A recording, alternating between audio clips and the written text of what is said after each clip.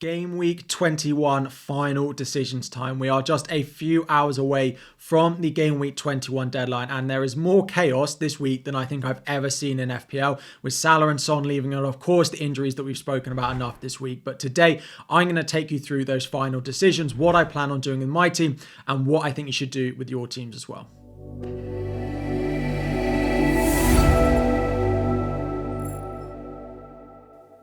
What is up, everyone? FPL Harry here. Welcome back to another video, and it's something new on the channel. It's something I've been wanting to do for a while, and finally, now that I've got a little bit more time on my hand doing this as my full-time job, I'm going to start implementing this video. On a Friday, I'm going to start covering a few of the final hot topics, hopefully something closer to the deadline, which has a little bit more information in terms of injuries and updates and everything like that. So if you do enjoy the video, make sure to leave any feedback as well. This is the first one. Let me know anything else that you might want to see in it, or anything that you don't necessarily think is needed. Let me know in the comment section down below. But the first thing we're going to do every week is have a look at some injury updates. The three players that I think I'm being asked about injury updates for are Burnley and Charlie Taylor in particular. Some of you relying on him as your cheap defender, Trent Alexander-Arnold and Jarrod Bowen. So the Burnley press conference was on Thursday, and basically Vincent Kompany got asked about injury news for the likes of Bayer, Foster and Charlie Taylor,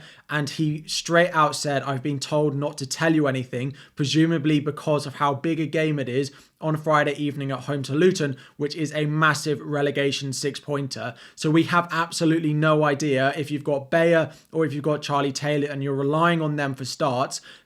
We don't know if they're going to be available.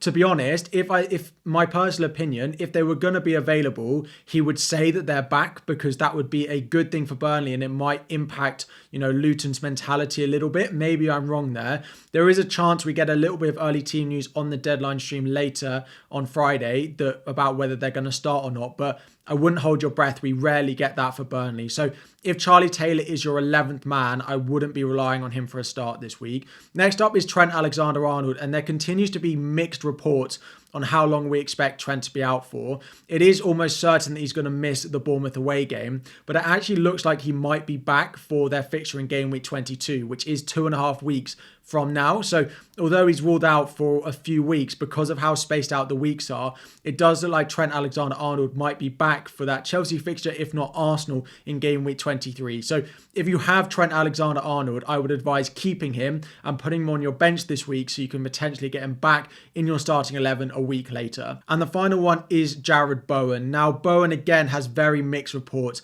To be honest, the timeline seems very similar to what we have with Trent Alexander-Arnold, where he might well be back by game week 23. He might be back in game week 23. We don't know, but it's unlikely that he's ruled out for much more time than that. However, the issue with Bowen is not just his injury, it's also the injury to Lucas Paqueta at West Ham as well, and Kudus being away at the African Cup of Nations. That means even if Bowen is fit, I do not necessarily think he's a reliable option, and the creativity in that West Ham team is definitely going to go down. Now, if you have the luxury of benching Bowen this week, then absolutely fine. I know if you brought him in this week, it's a difficult pill to swallow, because you brought him in and you might have to sell him in the same week. But I'd rather sell Bowen than Trent this week, and I don't think it's necessarily that big an issue selling Bowen again, just because of those other injuries. Even when Bowen is back, I worry about what West Ham will look going forward. Now, the next one is on Mo Salah and Heung-min Son, how long they're expected to be out for at the African Cup of Nations and the Asia Cup. So to start with Son, South Korea and Son are one of the favourites of that tournament and are expected to be in good form, with the likes of Son, Hwang Hee-chan going into that tournament.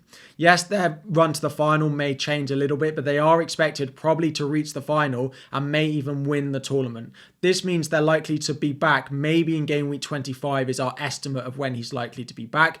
Plus, they're likely to have a blank game week in game week 26, when Chelsea Spurs would be a blank if Chelsea do reach the final of the Carabao Cup. So although Son has got value in, I do think Son is a much easier sell than Salah. Salah is predicted to be knocked out of the African Cup of Nations considerably before Son is.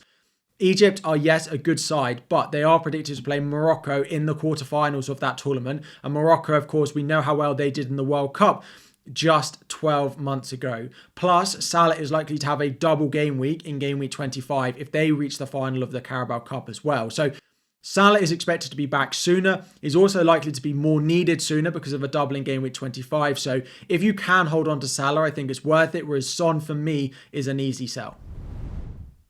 And then moving on to Manchester City, just to quickly cover off, I'm sure you're all wondering about Haaland in particular, but also Kevin De Bruyne. If you brought in Kevin De Bruyne this week, or you're looking to, I would be worried about his minutes, particularly this Newcastle game. You can see the quote that we've got here from Kevin De Bruyne himself, where he says he's not expecting to play that many minutes at the moment. He's not expecting to start, and he expects to be back on the bench for Newcastle. This is a boost if you're buying Phil Foden. It's a boost if you own Julian Alvarez as well. On top of that, Erling Haaland. Erling Haaland is yellow flagged still. He is still a doubt.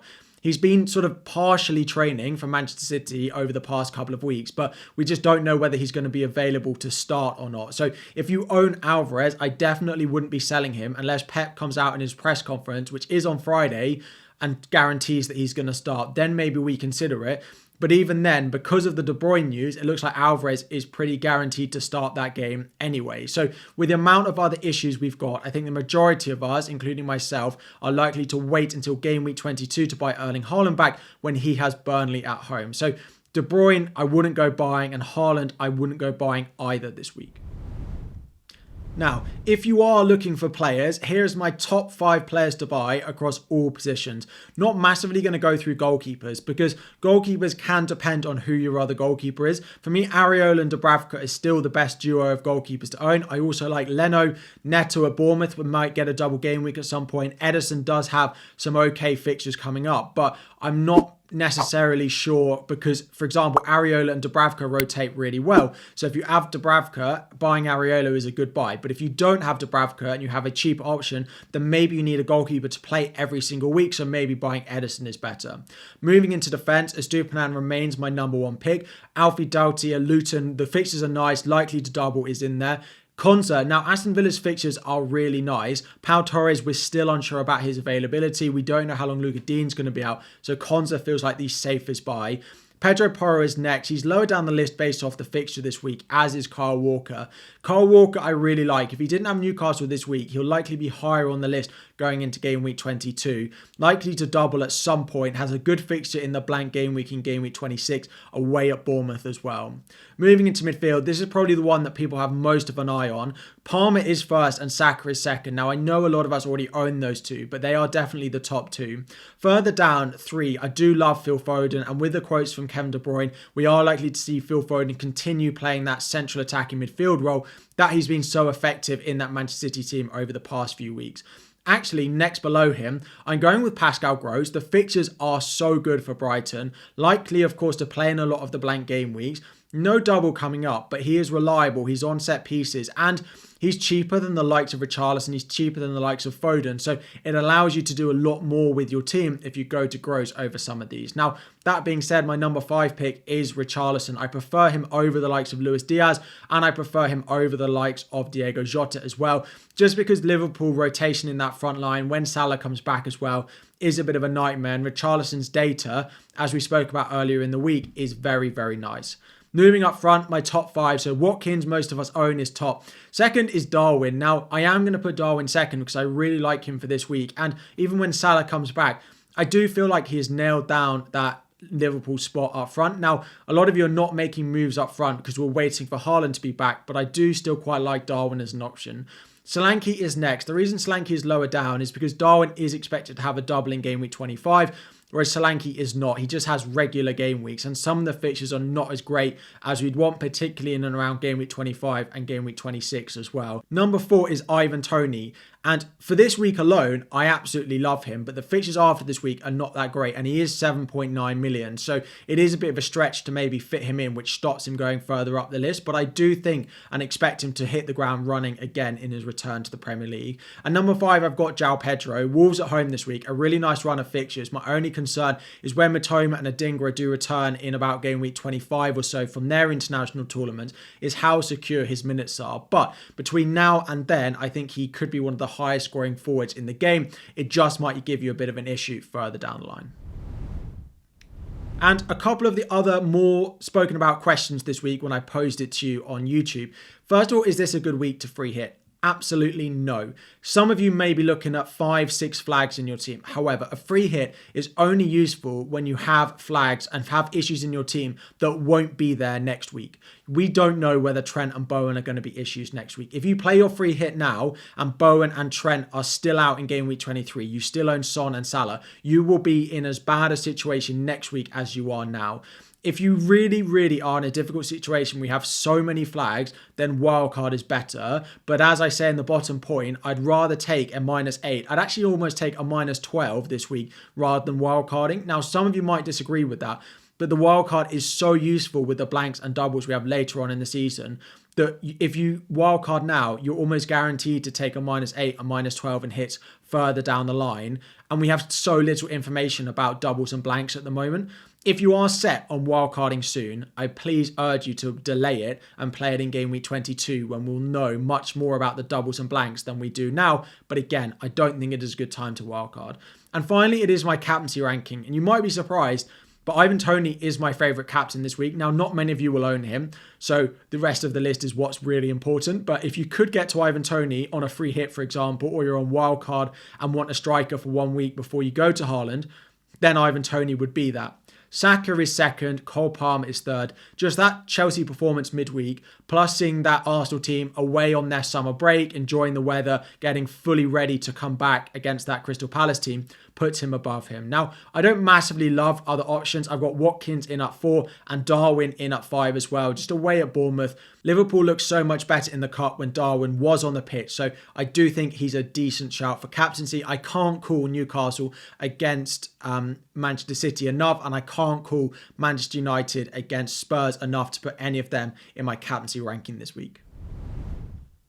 Now, some of you will be saying, well, Harry, I don't care that you don't think it's a good week to wildcard. I want a wildcard this week, so what would a team look like? So this is what I would wildcard to. Dubravka and Areola rotate very nicely between now and the end of the season. They're cheap. It allows you to do a lot more with the rest of your squad. Van Dijk is in there. If Trent ends up being back soon, you could either start with him or you can make the move. We've got money in the bank. There's so much money in the bank with this team. Van Dijk up to Trent. Kyle Walker likely to have a double coming soon. It's either Walker or Porro. And just because of that double, I have favoured Kyle Walker. And the fixtures are really nice for Manchester City soon.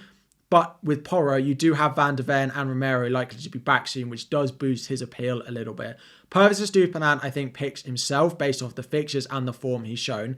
Dawson is useful because in game weeks 26 and 29, they're likely to have no blanks and they have good fixtures at home to Sheffield United and Bournemouth in those weeks. So you just have to plan ahead like that. And Doughty is very attacking, likely to double as well. Into midfield, Saka, again, he's high on my captaincy ranking along with Palmer. So they're both in there. I like Groves, Richarlison and Foden. They are my top 5 midfielders to buy this week. And they are my 5 midfielders that I'm going with if you are wildcarding this week. And up front, it is Watkins, it is João Pedro, and it is Ivan Toney. If we get news that Haaland might start, just go Haaland in for Toney. You have the money in the bank to do that. Pedro is useful as a cheap option for future game weeks. You could also go Raul Jimenez, who might be a little bit more nailed further down the line. But if you're wildcarding, I like something that looks a little bit like this.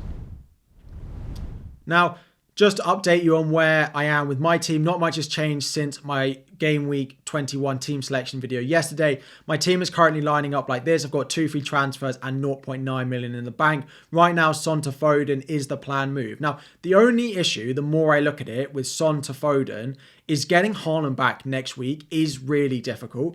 I'm so short of money to get him back, because I've got Trent and because I've got Trippier. Now, if I go Son to Foden, I'm almost guaranteeing that it will take a -4 for me to go and buy Haaland in next week. Now, with so many people taking hits this week or next week, it's not massively the end of the world. But I am now considering potentially, I think 75% sure that I'll still go Foden, but I am looking at Pascal Gross, who is about £1.5 million cheaper than Foden and just makes that move to go and get Erling Haaland in for Alvarez next week, potentially without a -4, just that little bit easier. So Son is going to go. It's just whether I go Foden or I go to a cheaper option like Gross. I mean, be even Garnacho and free up more money to make my Haaland move next week easier. In terms of captaincy, again, I'm pretty certain it's going to be on Saka captain, but Palmer vice captain, of course, because he plays in the first week, and I don't want to risk Saka missing out and me being left with no captain or vice captain this week.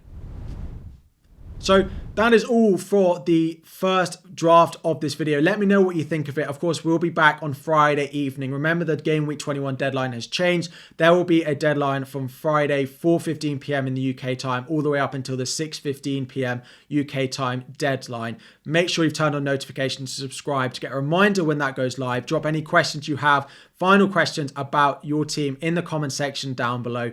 Thank you so much for watching. Good luck in Game Week 21 if I don't see you before then, and I'll be back again very soon.